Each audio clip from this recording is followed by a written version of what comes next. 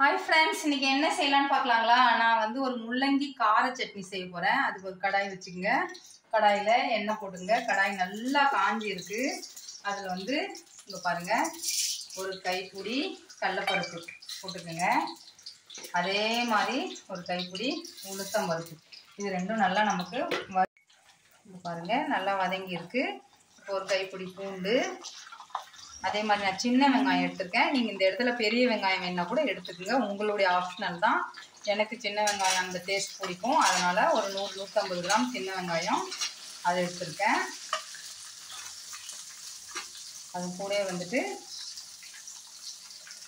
ஒரு 6-7 காஞ்ச மிளகாய் காரத்துக்கு எடுத்துர்க்கேன் உங்க காரத்துக்கு ஏத்த மாதிரி போட்டுங்க இது காஷ்மீரி மிளகாய் இது வந்து நமக்கு கலர் கொடுக்கும் அதுக்காக இது எடுத்துர்க்கேன் இதுவும் நல்லா போட்டு அப்படியே வதக்கி விடுங்க வதக்கும் போது நம்ம முள்ளங்கியும் போட்டுக்கலாம் முள்ளங்கி வந்து நான் 2 முள்ளங்கி பெரிய முள்ளங்கி எடுத்துருக்கேன் இது மாதிரி தோல் எடுத்துட்டு நல்லா கழுவிட்டு கட் பண்ணி வைங்க அதையும் வந்து இது போட்டுக்கலாம் நம்ம வந்து இது நல்லா இது எல்லாமே வதங்கட்டும் இங்க பாருங்க இது வந்து நல்லா நமக்கு வதங்கணும் இப்படி கை பொறுக்க வந்து கொஞ்சம் ஐயிலே வச்சுட்டு வதக்குங்க நமக்கு அந்த முள்ளங்கி சின்ன வெங்காயம் இது எல்லாமே வந்து நல்லா பச்சை வாசனை நமக்கு நல்லா போய் நல்லா அந்த ஒரு ப்ரௌனிஷாக வரணும் கொஞ்சம் ப்ரௌனிஷ் வரணும் அப்போ நம்ம தக்காளி இதெல்லாம் போடலாம் இது மாதிரி வதங்கினே இருக்கட்டும் இங்கே பாருங்க ஃப்ரெண்ட்ஸ் இந்த கலர் மாறி இருக்குங்களா நமக்கு சேஞ்ச் ஆகிருக்கு பாருங்கள் இப்போ வந்து நான் தக்காளி ஒரு 4 தக்காளி பெரிய சைஸ் தக்காளி நம்ம நல்லா பெரிய லெமன் சைஸ் தக்காளி எடுத்துருக்கேன் ஏன்னா நம்ம இதுக்கு புளி கூட போட்டு சேர்க்கலாம் தக்காளி கொஞ்சம் கம்மி பண்ணிட்டு புளி சேர்க்கலாம் நான் வந்து புளி சேர்க்கல தக்காளி மட்டும் சேர்க்குறேன் அதனால நான் 4 தக்காளி சேர்த்துக்கிறேன் உங்களுக்கு புளி அந்த டேஸ்ட் பிடிக்கும்னா நீங்கள் வந்து தக்காளி கம்மி பண்ணிட்டு புளியை கொஞ்சம் ஒரு குட்டி லெமன் சைஸ் புளி சேர்த்துக்கோங்க எனக்கு அது பிடிக்காது ஓரளவுக்கு நான் அவாய்ட் பண்ண பார்ப்பேன் தவிர்க்காத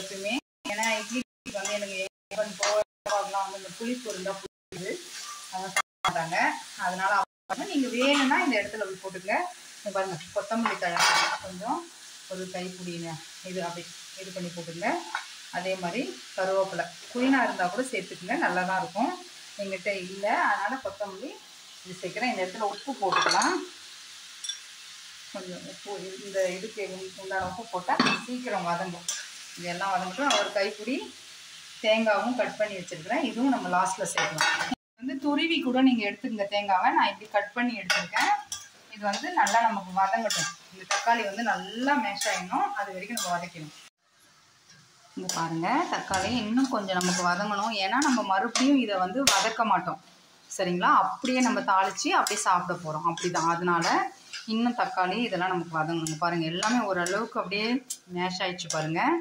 இன்னும் கொஞ்சம் நமக்கு வதங்கினா இன்னும் டேஸ்ட் இருக்கும் எப்பவுமே அப்படியே வாசமாக இருக்குங்க ஃப்ரெண்ட்ஸ் சின்ன வெங்காயம் போட்டிங்கன்னா எப்பவுமே டேஸ்ட்டாக இருக்கும் நம்ம உரிக்கிறது கொஞ்சம் கஷ்டமாக இருக்கும் ஆனால் டேஸ்ட்டு உடம்பு ஹெல்த்து அப்படிலாம் பார்க்கும்போது கொஞ்சம் நல்லாயிருக்கும் இது வந்து இதே முள்ளங்கி சட்னி வந்து சாப்பாட்டுக்கு செய்யலாம் அது வேறு மாதிரி செய்யலாம் துவையல் முள்ளங்கி துவையல் சொல்லுவாங்க அது நான் ஒரு வாட்டி செஞ்சு காட்டுறேன் இது வந்து நம்ம ஹோட்டல்லாம் இந்த முக்கால்வாசி இப்படி பண்ணுவோம் நல்லாயிருக்கும் அந்த மெத்தடில் தான் நான் இப்போ செய்கிறேன் முக்கால்வாசி ஹோட்டலில் முள்ளங்கி போட்டு செய்வாங்க அது தெரியாது இந்த முள்ளங்கி வந்து வதங்கும் போது நமக்கு அந்த டேஸ்ட் தெரியவே தெரியாது சூப்பராக இருக்கும் அதனால் இது வந்து ரொம்ப நாள் போடணும்னு நினச்சிட்டு இருந்த வீடியோ இது என்னால் டைம் கிடைக்கல பொறுமை வீட்டில் வந்து நைட்டில் சமைக்கிறது ரொம்ப கம்மி அதனால் இந்த லேட் ஆகிடுச்சு இது நல்லா இன்னும் கொஞ்சம் வதங்கட்டும் நமக்கு இங்கே பாருங்கள் ஃப்ரெண்ட்ஸ் நல்லா வதங்கிடுச்சு இப்போ இந்த தேங்காய் இதில் போட்டுட்டு இதையும் வதக்கி விட்டுட்டு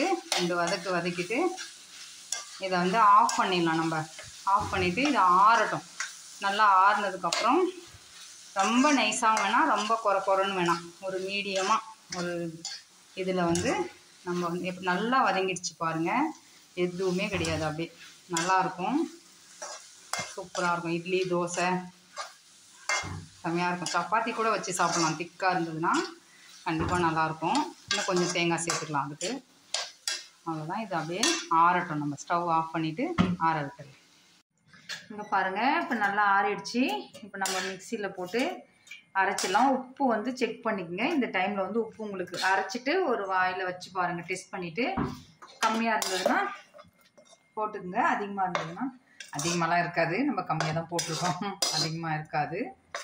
இதை நம்ம வந்து அரைச்சிட்டு வந்துடலாம்.